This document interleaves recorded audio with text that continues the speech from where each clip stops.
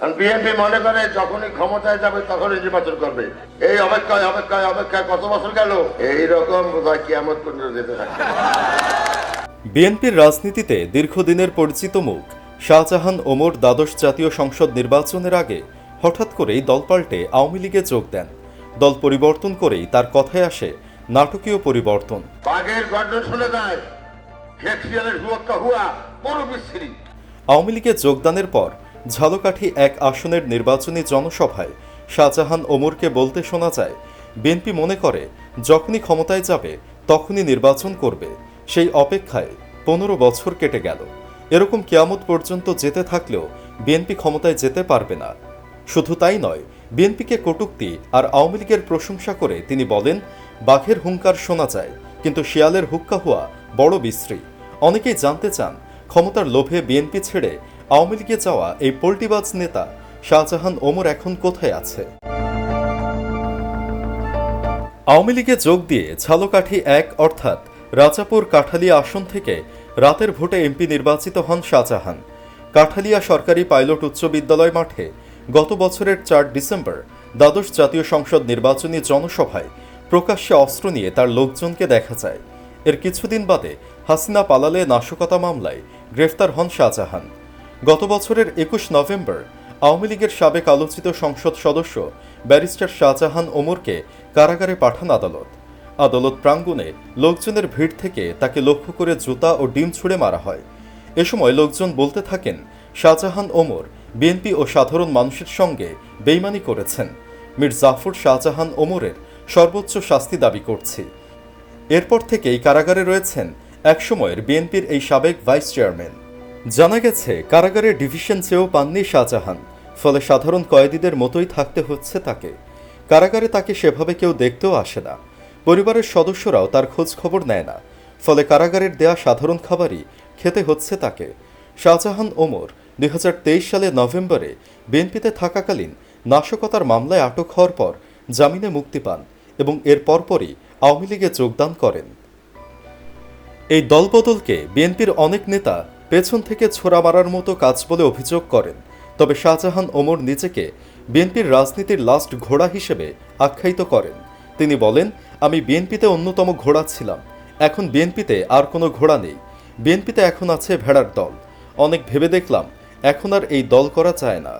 তিনি রাজনীতিকে আবর্তনশীল উল্লেখ করে বলেন, সময়ের প্রয়োজনে তিনি শেখ হাসিনার হাতকে শক্তিশালী করতে আওয়ামী লীগে এসেছেন। আওয়ামী লীগে যোগদানের বিষয়ে একটি গণমাধ্যমে তিনি বলেন, আমি তারেক রহমানকেও স্কাইপের মাধ্যমে আলোচনায় বলেছি যে আপনার হুমকি ধামকি চলে না, আপনি দয়া করে গণতান্ত্রিক প্রক্রিয়ায় চলেন। আমার কথা শোনেননি। আমি তো বিএনপিতে স্বাচ্ছন্দ্য বোধ করছিলাম না। ওনারা বারবার নির্বাচন বর্জন করে, আমি নির্বাচনের পক্ষে। যেহেতু আমি বিএনপিতে অ্যাডজাস্ট করতে পারছিলাম না, তাই দল পরিবর্তন করেছি। যদিও এটি ছিল শাহজাহান ওমরের ডাহা মিথ্যা কথা। মূলত কারাগারে থাকাকালীন শাহজাহানের সাথে দেখা করেন হাসিনার একজন প্রতিনিধি।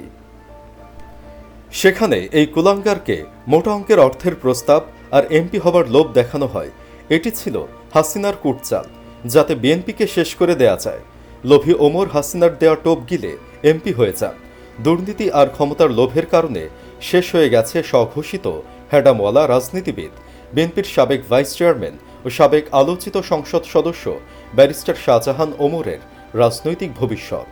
সব মিলিয়ে দীর্ঘদিন বিএনপির রাজনীতি করা বিতর্কিত এই নেতা আওয়ামী লীগের মনোনয়নে দ্বাদশ সংসদ নির্বাচনে হঠাৎ নৌকায় উঠে এমপি হয়ে একুলকুল দুই কুলি হারিয়েছেন। হাসিনার পলায়নের পরেও প্রকাশ্যে মিটিং মিছিল করে বেড়াচ্ছিলেন এই নেতা, যদিও তার নামে মামলা ছিল। গ্রেফতারের কয়েকদিন আগেও শাহজাহান ওমর হুঙ্কার দিয়ে বলেন, আমি একজন মুক্তিযোদ্ধা, এসব মামলা আমার জন্য কোনো ঘটনাই না, আমি আবারও এদেশের এমপি ও মন্ত্রী হব। এরপরেই তাকে গ্রেফতারের ওয়ারেন্ট বের হয়, কিন্তু গ্রেফতারের ভয়ে এই বদমাইশ গা ঢাকা দেন। সে সময় কোথাও খুঁজে তাকে পাওয়া যাচ্ছিল না। শাহজাহান ওমরের ঘনিষ্ঠ কয়েকজন ব্যক্তি জানান, তিনি ঢাকা, বরিশাল কিংবা ঝালকাঠির রাজাপুরের বাড়িতে নেই, হয়তো কোনো আত্মীয় স্বজনের বাড়িতে আত্মগোপনে আছেন। কারো সঙ্গে কোনো যোগাযোগ রাখছেন না, তার মোবাইল ফোন নম্বরটিও বন্ধ রয়েছে। সব মিলিয়ে সে সময় তিনি শুধু ঝালকাঠিবাসীর কাছেই নয়, শাহজাহান ওমর সারা বাংলাদেশের মানুষের কাছেই মীর জাফর হিসেবে চিহ্নিত হন। তবে কেউ কেউ মনে করেন, শাহজাহান ওমর বিএনপির রাজনীতি করলেও তিনি আওয়ামী লীগের এজেন্ট হিসেবে কাজ করেছেন। ঝালকাঠিতে বিএনপি শক্তিশালী হোক এটা তিনি কখনোই চাননি। তিনি বরাবরই চেয়েছেন ঝালকাঠি বিএনপি দুর্বল থাকুক। বিএনপিকে দুর্বল রেখে তিনি ব্যক্তি স্বার্থ হাসিল করেছেন, নানা অপকর্ম ও দুর্নীতি করে কোটি কোটি টাকার মালিক হয়েছেন। আওয়ামী লীগের সঙ্গে সম্পর্ক রেখে তিনি স্বৈরাচারের প্রেতাত্মা হিসেবে কাজ করেছেন। যদিও লুকিয়ে তিনি বেশি দিন থাকতে পারেননি।